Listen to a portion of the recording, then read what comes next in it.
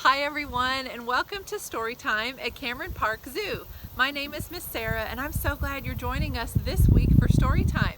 We'll be talking about one of our favorite reptiles, the lizard. This week I'll read to you Lizard's Home, and we'll also meet one of our animal ambassadors, who's also a type of lizard, Frodo, our Australian blue-tongued skink. So I hope that you'll enjoy this week's story time. Let's start by singing our welcome song.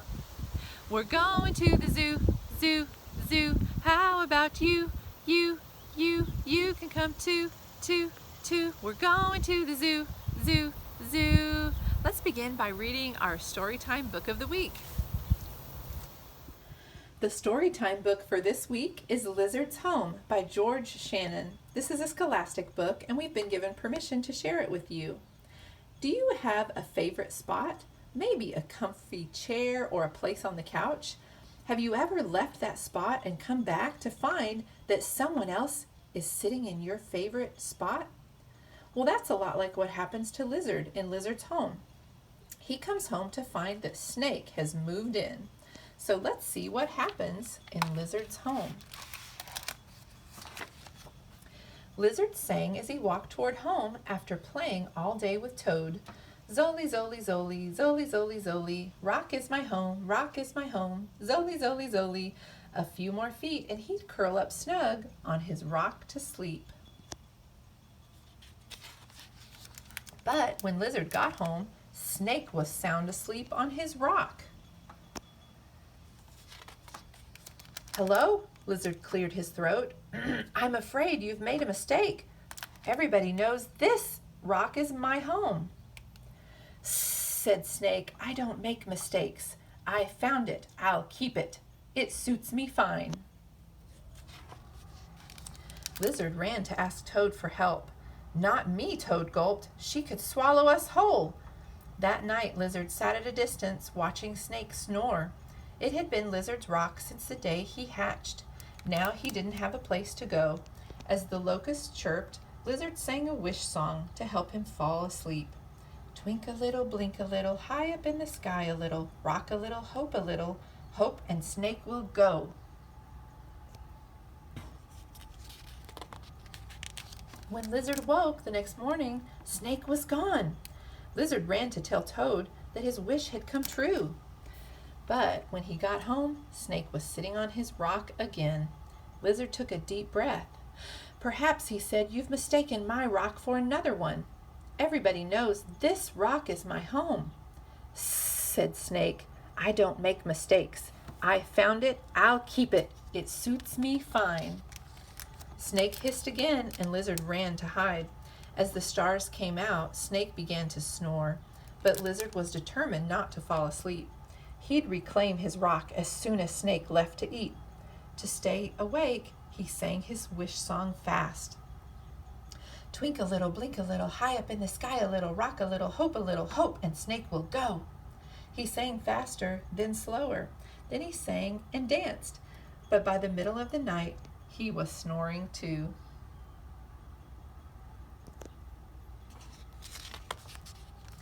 Lizard woke at dawn and slowly opened one sleepy eye. Snake was gone. In a leap, Lizard was home on his rock and grinning as he went back to sleep. He was still asleep when the sun went down. Said Snake, get off my rock. Lizard jumped awake. He knew just singing a wish wouldn't work this time. He took a deep breath and said, I found it. I'll keep it. Everybody knows it suits me fine. I found it, said Snake, and everybody knows I don't make mistakes. Please be fair, Lizard begged. At least give me one more chance. No, Lizard shook his head, but everybody knows that not being fair is a big mistake. I never make mistakes, said Snake. All right, you get one chance. Great, said Lizard. We'll get a sack with 2 pebbles, one black and one white. If I grab the black, I'll get to stay. If I grab the white, you get to stay, and I'll never say you made a mistake again. Okay, said Snake with a shifty grin. but I get to choose the pebbles and the sack. Fair enough, said Lizard. I'll invite everyone and meet you by the river when the sun comes up. All his friends were at the river when Lizard arrived. Run, said Toad, you've got to hide. Rabbit heard Snake brag that both pebbles she put in the sack are white. You'll lose no matter which one you choose. Don't worry, said Lizard. Everybody knows Snake never makes mistakes. He quietly sang as Toad shook his head. Twink a little, blink a little, high up in the sky a little, rock a little, hope. Quiet, said Snake. Just close your eyes and reach in the sack. Black you stay, just like you said. White I stay.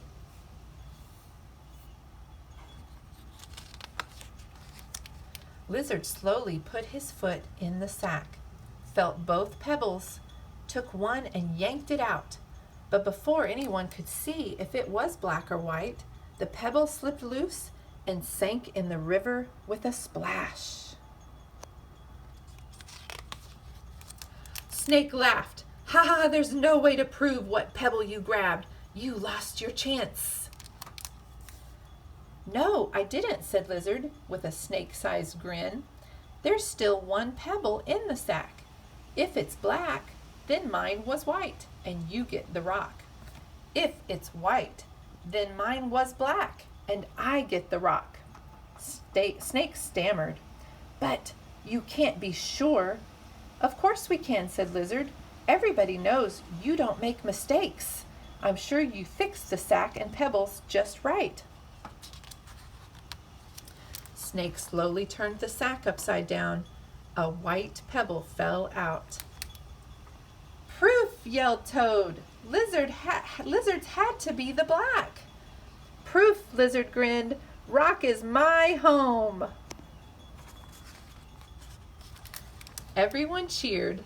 Lizard felt so good he couldn't help but sing all the way back home. Twink a little, blink a little, high up in the sky a little. Zoli, zoli, zoli, zoli, rock is my home. I hope you enjoyed this story about Lizard's home and how he was almost tricked by Snake. But Lizard was so clever, he knew exactly what Snake was up to. I have another book that I'm going to read to you this week, a nonfiction selection about lizards. This is also a scholastic book.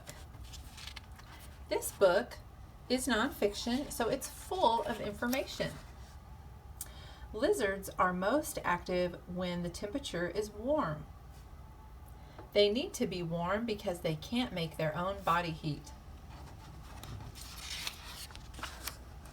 Lizards have scaly skin, which helps to stop them from drying out in the sun. There are thousands of different types of lizards in the world. The largest lizards in the world are Komodo dragons. They can grow as long as a car. The smallest lizards are geckos. Some only grow as long as a little finger. Some lizards, such as skinks, live in the ground. Some lizards, such as tree monitors, live in trees and shrubs. Some lizards, such as rhinoceros iguanas, live for more than 10 years. Other lizards, such as Malay sand dragons, only live for 1 year. Most lizards eat insects. Most lizards have eyelids and ears. Some lizards, such as chameleons, can change their color. Some female lizards, such as monitors, lay eggs. Other female lizards, such as blue-tongued lizards, give birth to live babies.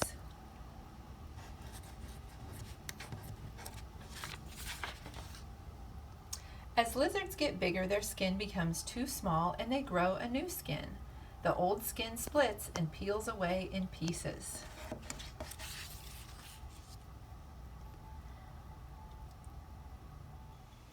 Would you like to read more books that feature lizards?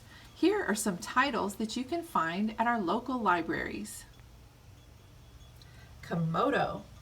Take a trip to the Indonesian island of Komodo with a young boy who wants to meet his favorite lizard that just happens to be the biggest lizard. A color of his own. Do you like chameleons and the beautiful colors that they change into? Then you'll love this book. Lizard from the park. A young boy finds an egg in the park and out hatches an adorable lizard. Follow his adventure with his pet lizard as he begins to grow and grow and grow. Lizard's Guest is a companion book to our Storytime Book of the Week. Chameleon Chameleon is a nonfiction selection that will give you lots of facts about chameleons. And finally, another nonfiction book, Lively Lizards. Learn some interesting details about different species of lizards. I hope you enjoy reading more about lizards. Now let's go to Cameron Park Zoo to our ranch house, where we will meet Frodo, an Australian blue-tongued skink, who is one of our animal ambassadors. Now I'm going to introduce you to one of our animal ambassadors here at Cameron Park Zoo that's housed in our ranch house. Everyone meet Frodo. This is Frodo, an Australian blue-tongued skink. Skinks are lizards, and Frodo, like I said, is from Australia. He is a very large lizard. And if you look, he's covered in beautiful scales that create a pattern along and down his back and tail. And each one of those scales helps protect him. So lizards are reptiles, and reptiles are cold-blooded, which means they can't regulate their own temperature. So when Frodo gets hot, he needs to go into the shade to cool off. He might even burrow down and find a little bit of a cooler place. But if he gets cold, he would go into the sun and bask and soak up the warmth of the sun. So lizards are omnivores, which means they'll eat anything.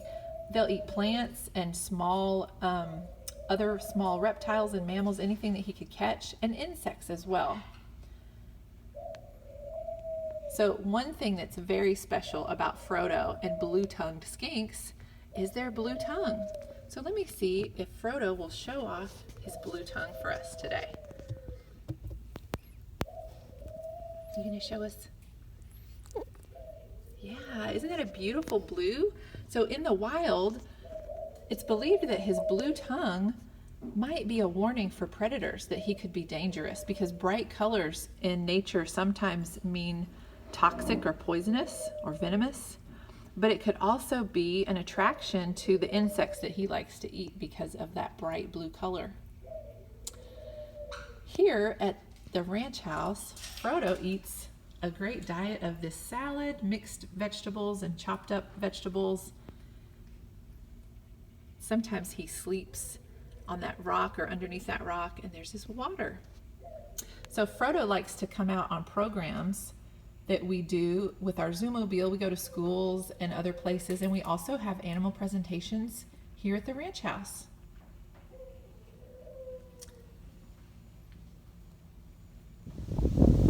I hope you've enjoyed this week's story time and learning more about lizards. The next time you come visit Cameron Park Zoo, if you'd like to see more lizards, come to the Herpetarium. Let's end by singing our goodbye song. See you later, alligator, after a while, crocodile. Give a hug, ladybug, give a kiss, jellyfish.